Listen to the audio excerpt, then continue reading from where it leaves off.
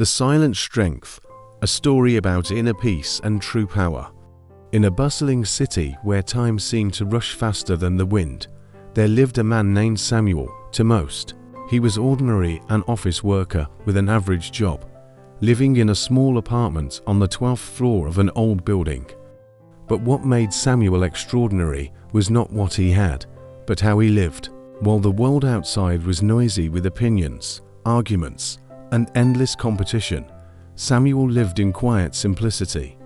Every morning, he woke early, brewed his coffee, watered a small bonsai tree on his windowsill, and watched the sunrise in silence.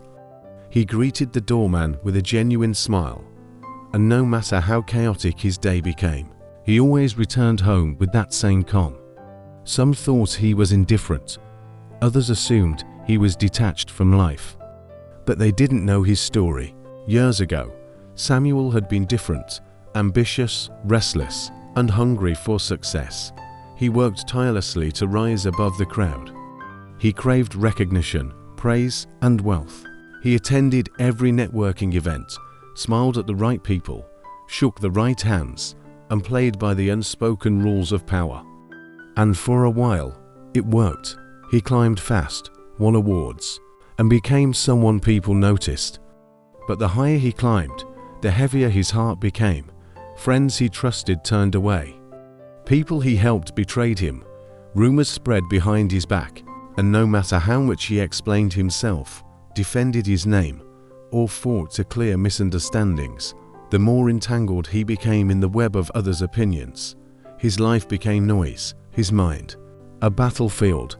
One rainy evening, sitting alone in his apartment, after a long day of accusations and disappointment, he felt something inside him break. Not out of anger, but exhaustion. That night, he made a decision. He would stop trying to explain himself. He would stop trying to prove his worth to a world too busy judging him to understand him. He realized something powerful. A calm heart fears no storm. The next day, Samuel did something unusual. He smiled. Not the practiced, business-like smile he wore at meetings, but a soft, genuine smile.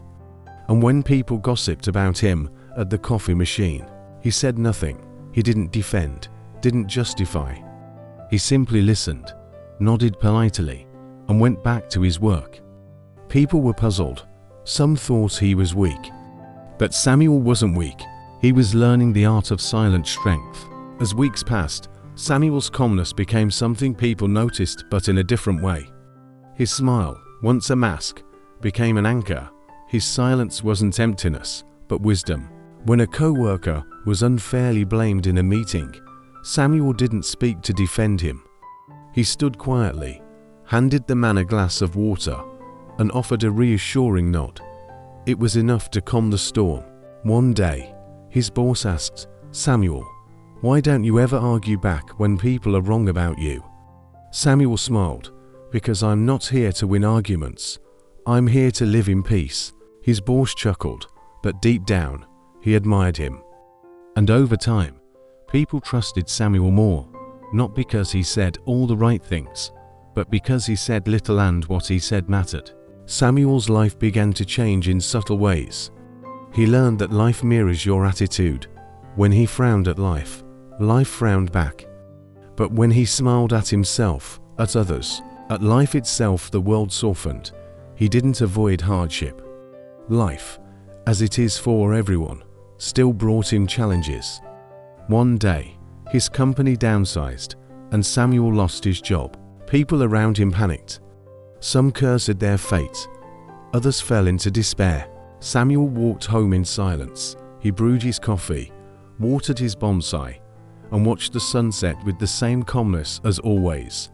His friend Tom called him that night, worried. "Aren't you angry?" Scared, Samuel replied, "Anger and fear won't bring my job back. But calmness will help me see what's next." And he was right. 2 weeks later, an old acquaintance reached out with an opportunity, one that fit Samuel's life far better than the job he lost. In time, people began asking Samuel for advice, not because he was wealthy though he was comfortable, not because he was powerful though his presence was strong, but because he was peaceful, and that peace was something rare in a world addicted to noise. "Harry," one young man asked him over coffee, "how do you stay so calm when life is so unfair?" Samuel smiled gently. "A sword is forged by fire. Steel is made stronger by pounding, and a tree that weathers storms grows deeper roots." He continued, "Life will test you, often when you least expect it. But those tests aren't there to break you, they're there to reveal you." He believed that life isn't about winning arguments or proving your worth to those who refuse to see it. It's about living fully, quietly, and truthfully. And he believed that what you water grows. If you water anger, it will grow. If you water resentment, it will grow. But if you water peace, gratitude, and kindness, your life will blossom. Years later, when Samuel was old, he sat on a park bench, watching children play. A stranger sat next to him and asked, "Are you happy?" Samuel chuckled softly. "Happiness isn't something I chase, it's something I live." The stranger smiled. "They say you're a wise man." Samuel shook his head. "I'm not wise, I've just made peace with life. The world will always be noisy, but inside, there can be quiet. The world will always be chaotic, but inside, there can be peace, and in that peace, you'll find your strength."